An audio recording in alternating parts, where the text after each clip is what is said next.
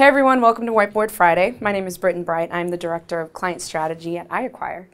Today we're going to be talking about overcoming client objections. So my role is to work directly with clients. So for SEOs, sometimes this can be challenging. And depending on how your organization determines how they're going to service clients, these skills are helpful at every level of an organization. So some common objections we have over here are things I'd like to cover today. And I also have a checklist of how you can think through the thought process of how to effectively overcome some of these objections or find a way to compromise with them. So one of them is commonly our clients are going to object to our contract. Sometimes it's during the negotiation phase. Sometimes you get a new point of contact at an organization that might review the contract and interpret it differently. Sometimes there are stipulations that are mandated by one company or another that they can't agree to. So oftentimes a contract can be a point of contention with clients at any stage in the relationship. Objections to recommendations.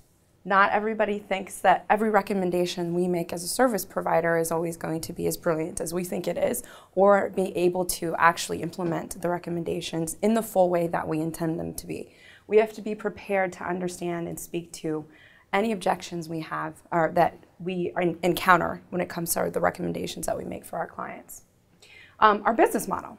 This is an interesting one. I've seen a lot of conversations about this in the blogs and on Twitter, but it's challenging because everybody's kind of trying to figure out the best way to service clients, and different people have approached it in a variety of ways.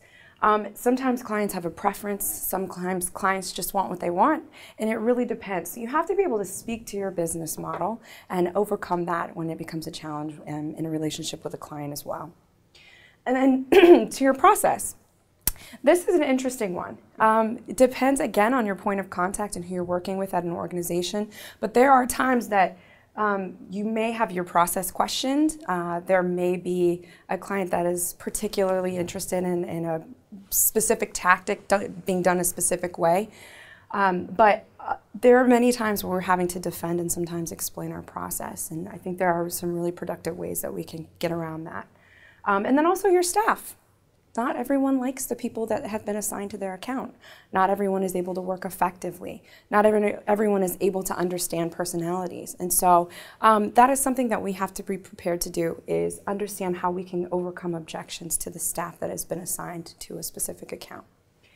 So I have several different ways that we can look at this, because as we all know, there is not just one answer to this. It's very customized to the particular client, to your organization, to the situation, and to the project.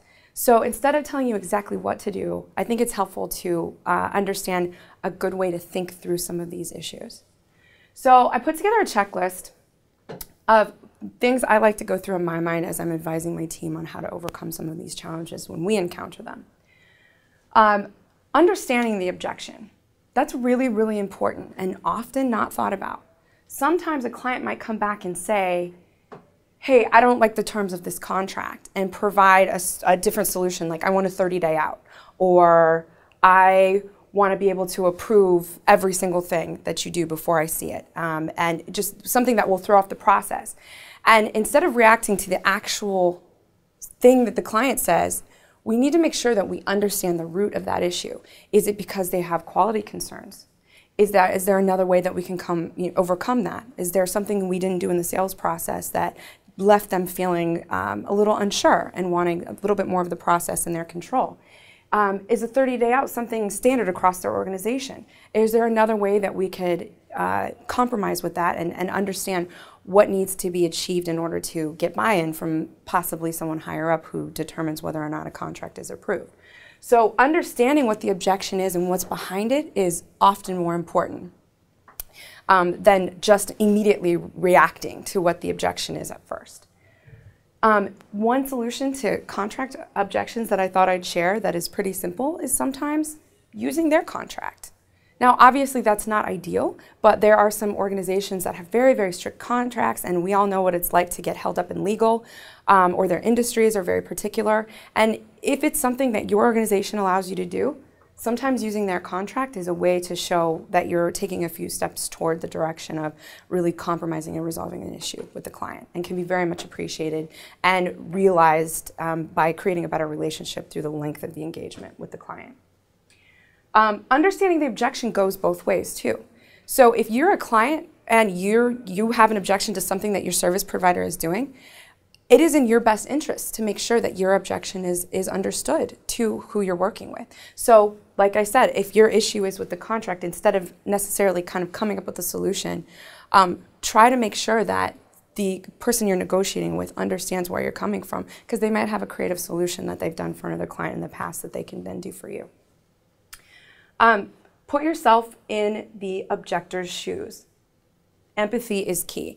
I always think this one is very obvious, but I'm told that it's not. This is something that's really, really important when it comes to working with other people. The reason you've been hired, or the reason you're hiring someone, is to help you succeed. That can be a very personal thing. It determines how people perform.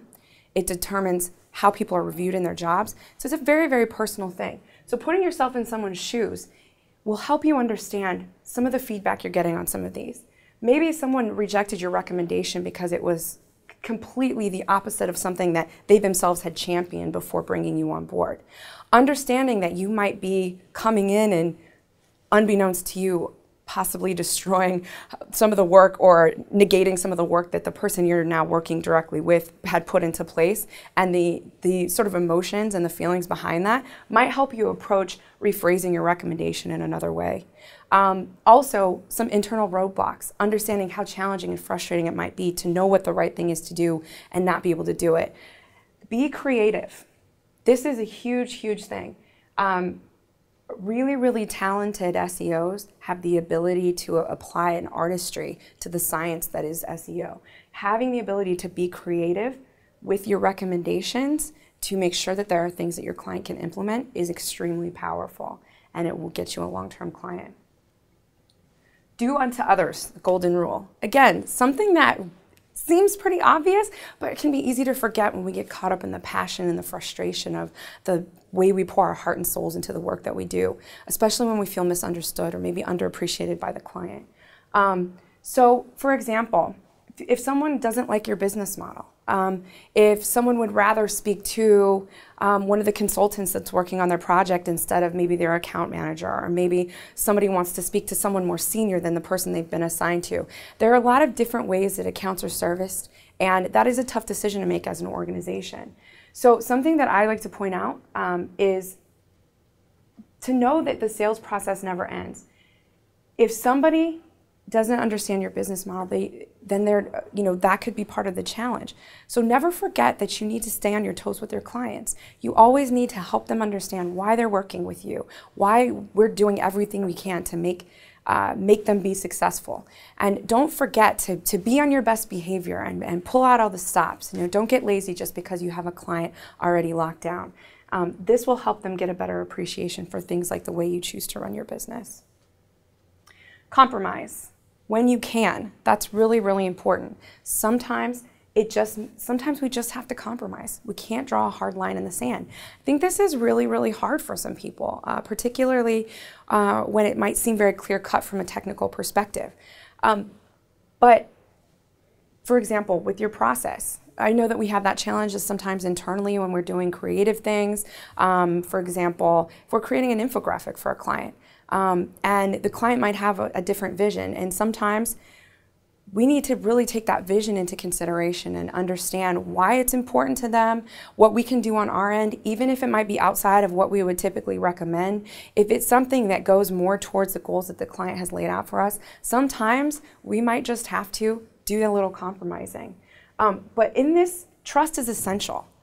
So when your process needs to be compromised, there needs to be, make sure it's happening not to appease the client, but because the client trusts you, you trust the client. You trust that the client knows that you're going outside of your process, and this might mean sacrifices in other areas. And the client will be less likely to challenge your process if they trust that you have their best interest at heart and that you understand their business. So trust is really, really important when overcoming this particular objection. And then don't compromise when you shouldn't. And this is very, very, very important, and also something that's very difficult. Sometimes you do have to draw a line in the sand. Sometimes you do have to say no. Sometimes you do have to walk away, because respect is very, very important. And I'm going to use this as it relates to your staff. But it can, again, all of these everything on this checklist can apply to all of these objections. But when it relates to your staff, you might have someone a client who it doesn't particularly treat one of your staff members very well. I don't like to compromise in that situation. Now, if it's a situation where someone on my team has dropped the ball or has done something disrespectful, which hasn't happened under my watch at least, but you know, I believe and I support my team, and I think that's really, really important. If you support it and you invest your team and that's visible to the client, then there are times when you shouldn't compromise and you should hold your ground. Because respect on a mutual level for your client and the work they do, and for them to have that for you, creates a much better foundation for a long-lasting client relationship. So that's all I have for today. Thank you so much. I look forward to seeing all of you at MozCon. I will be speaking there, and I hope to meet some of you in person. Thanks.